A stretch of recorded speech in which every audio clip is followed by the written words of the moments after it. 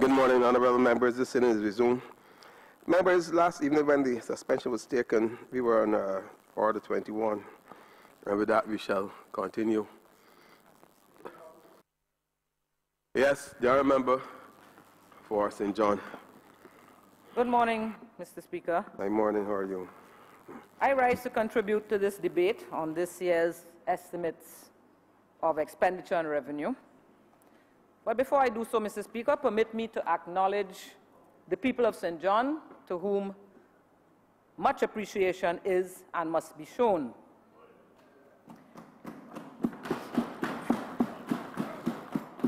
Mr. Speaker, today we are debating this year's estimates against the background of threats to our social fabric.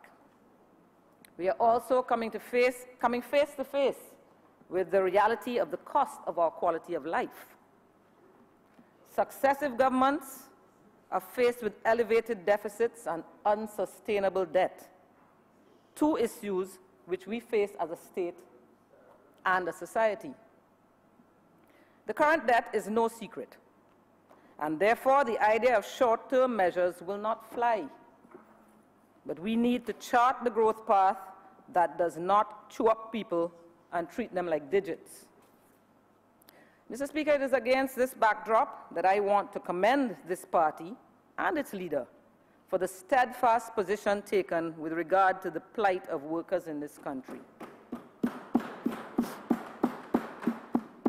The Prime Minister has publicly stated that he does not subscribe to the dogma of the workers carrying the burden of the adjustment measures in Barbados, and that we need to grow our way out of this period. They have pointed, those on the other side, have pointed all their artillery at this Democratic Labour Party. And the crime is that we have decided to keep public servants employed. Well, well. This government has decided to keep people employed, and the opposition is vexed. The private sector is vexed, and the unions are so vexed that they even march with the private sector. Mind you, today, unions in this country struggle to pay their workers at the end of the week. In some instances, the workers at some unions cannot experience the same pay hike that the union is asking of government. There is no hiding the efforts of this government to chart a path of recovery supported by a program which seeks to restructure our economy.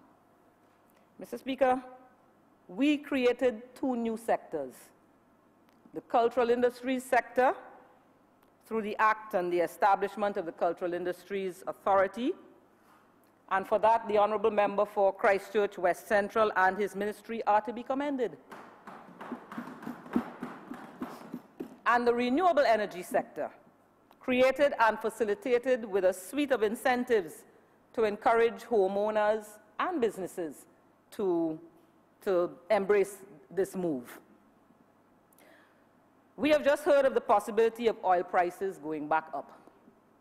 Of course, we will get the blame for OPEC adjusting its prices, but those are our realities. We are not alone in this society, and therefore, well, we're not alone in this world, and therefore we will be impacted by actions of the developing world. Mr. Speaker, it cannot be an easy task in these times for a small, open economy trying to pay its accumulated debts while experiencing reduced revenues and maintaining the social services. Social services which all of us have enjoyed and which we are still experiencing, albeit with challenges. So we have a trilogy with which we have to contend.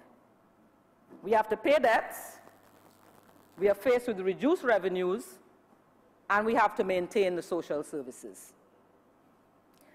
This is the framework within which we have to function, and what this debate is about. It is a signal that nothing will be normal in this country despite the promises made by the opposition party. They claim that within days of coming to office, whenever that is, they will repeal the NSRL and they will restore the 20% contribution currently asked of the students at the University of the West Indies. And so we have two principal schools of thought. The pathway of the Democratic Labour Party, which seeks to focus on no job layoffs while negotiating with the unions on the prospects of some payment to our public servants, and the main opposition party, which says, we will restore. So, Mr. Speaker, where are we as a country today? We know what we have and must determine what we can continue to afford. As a parent, I have always preached that you cannot spend more than you earn. But economies are not like homes, and therefore we will have many homes and those within those homes who cannot pay their way. Here enters the state as an agent of welfare, and it supplies the needs of our people. This year's estimates of revenues and expenditures at a glance reveals that we will be spending in education $280,187,388, and in health, $245,300,513. I seek to highlight these two sectors because of the mass appeal that they have and the profound impact that they have on our society. There's no doubt that our investment in education has paid dividends, and therefore it begs the question of getting more value now for our investments. The harsh reality is that education is such a high-value commodity. Now, we can almost be certain that education is no longer a privilege. It's now a new sector of industry. This sector, led by the Honourable Member for Christchurch East Central, has initiated a program that can assist in building out the expanding sectors. Why do I say this? I've taken note of 7 new medical schools opened here, one of which is headquartered in St. John. The proliferation of medical schools dotting our landscape speaks to an emerging and potentially new revenue stream, which small economies like ours can tap.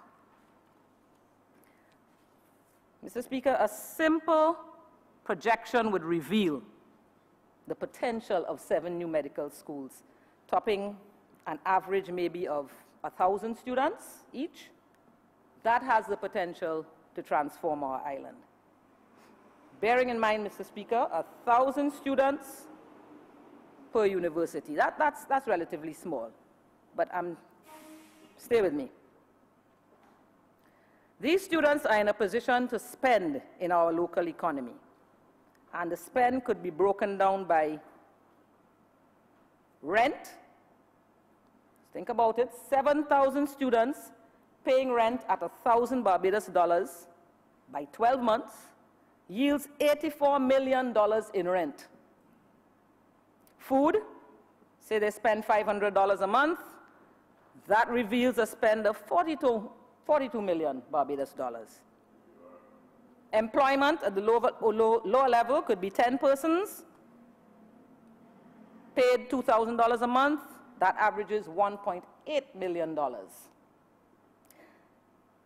Look at the the employment of doctors, say 5 per institution, being paid approximately 5,000 Barbados dollars.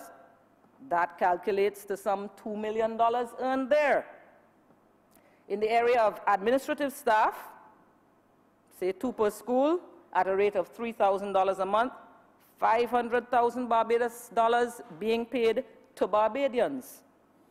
And then the medical schools themselves pay rent to occupy whatever premises they are occupying at, say, $10,000 a month. That's around $1.2 million a year coming in. Then you have the staff rentals, 35 people at $2,000 a month, $840,000. So my math gives me a projected total of $133 million. Is that not an industry to be developed.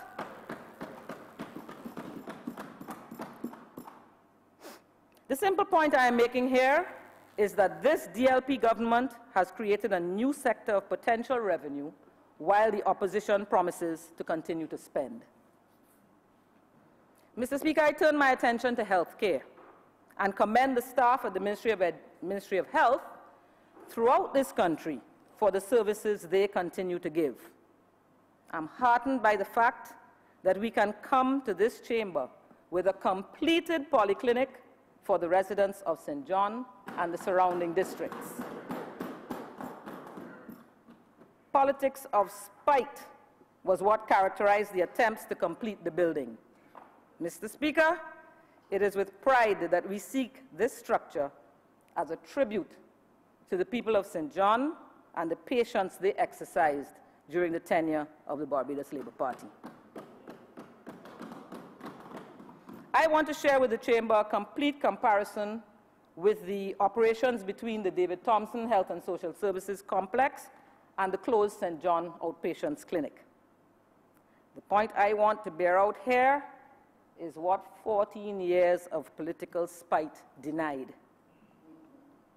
After the completion of the clinic, we saw a 45% increase in attendance for general practice services, 50% increased attendance at the family planning clinic, 200% increased attendance at the antenatal clinic. From the commencement of operations up until October 2017, we saw a record of 25,908 patient visits, while visits to the general practice clinic have accounted for 21,848, some 84% of the total patient visits. The facts are clear.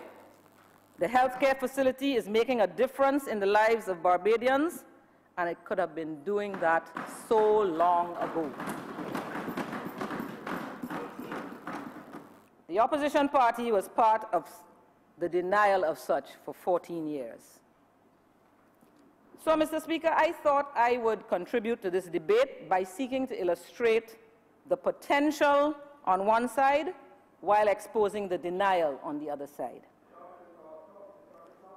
I believe these estimates of revenue and expenditure reflect what we are faced with, the realities of shrinking revenues and increased demands.